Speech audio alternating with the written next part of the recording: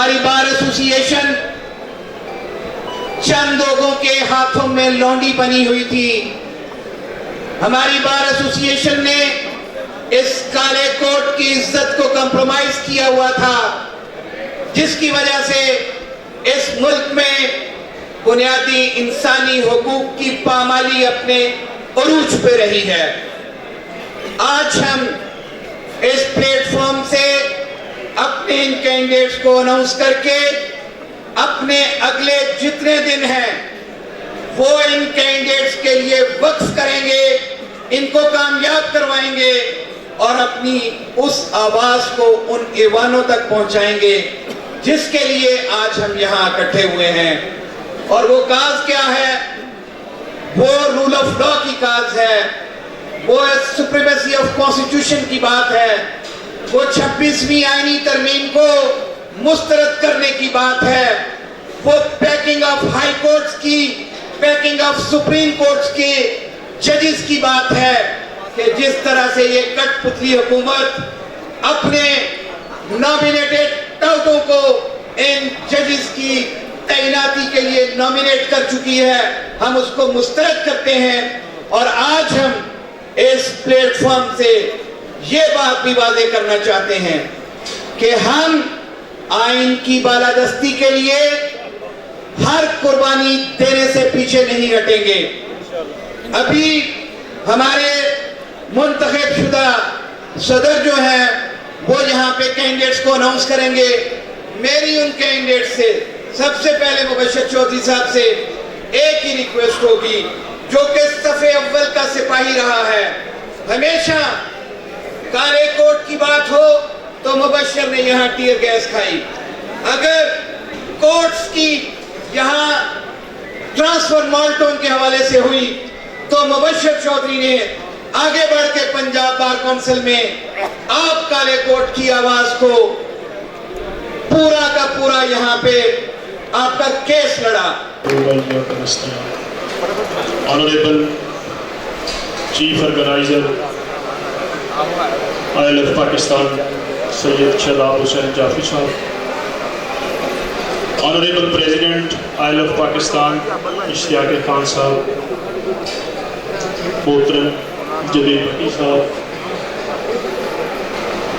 میرے بھائی سینئر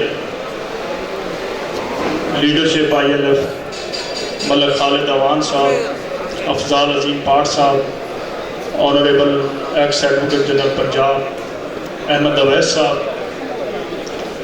میرے لاہور کی ILF کے پریزیڈنٹ احسن رشید بھٹی صاحب، honourable secretary general ILF Punjab Hussain Arshad صاحب، میرے بھائی اسٹیٹ سیکرٹری نصیر صاحب،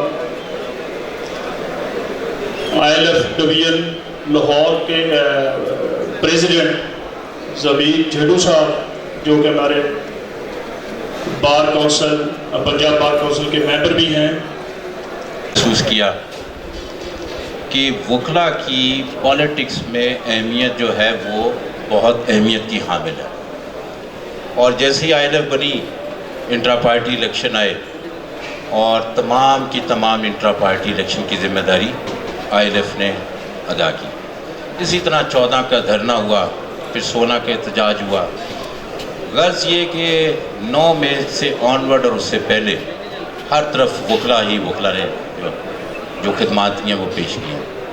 یہاں تک کہ خان صاحب کا یہ ویو تھا اگر ILF نہ ہوتی تو شاید آج PTI نہ ہوتی. یہ خان صاحب کی ایک بہت بڑی ریکگنیشن ہے.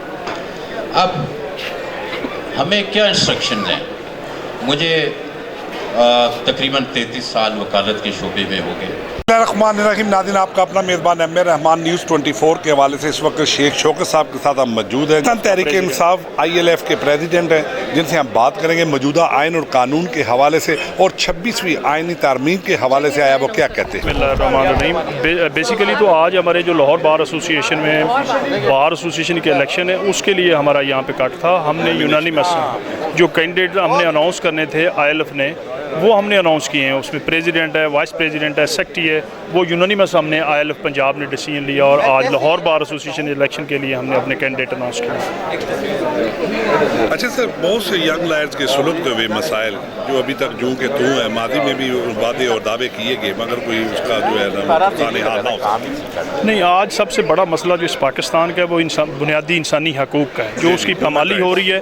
اس کے لیے میں سمجھتا ہوں کہ بار ایسوسیشن کا یہ پرائمری ان کی ذمہ داری ہے کہ وہ جہاں پہ بنیادی انسانی حقوق کی وائلیشن ہے وہاں بار ایسوسیشن کو سٹینڈ لینا چاہیے۔ اچھا سر، مبشر رحمان صاحب کی کامیابی کے حوالے سے آپ کس حد تک مطمئن ہیں؟ نہیں، اللہ خالق کائنات کے ہاں بڑی امید ہے کہ جس حساب سے آج ILF نے ان کا فیصلہ کیا ہے ان کی فیور میں، یہ انشاءاللہ تعالیٰ ان کی فتح کے لیے، ان کی کامیابی کے لیے بہت بڑا فیصلہ ہوگا۔ جی اچھا سر، چوئی صاحب نے کہا ہے کہ تحریک کا اعلان ہوگا جو 26ویں آئینی، جو اس حوالے سے بھی کیا کہیں؟ وہ ڈیفینیٹلی پورے پاکستان کے وکیل جو ہیں وہ تو یونانیمس ہیں اس چیز پہ کہ یہ بیسیکلی بنیادی انسانی حقوق کا قتل تھا، ٹھیک ہے۔ اس کے لیے بار ایسوسیشن کا اپنا ایک، اور خاص طور پہ وکلاء جو پاکستان کے، اس کا اپنا سٹانس ہے، وہ بالکل اس کے لیے اکٹھے ہیں اور یونانیمس ہے اور اس کے لیے وہ پروٹیسٹ کر رہے ہیں ہر جگہ پہ۔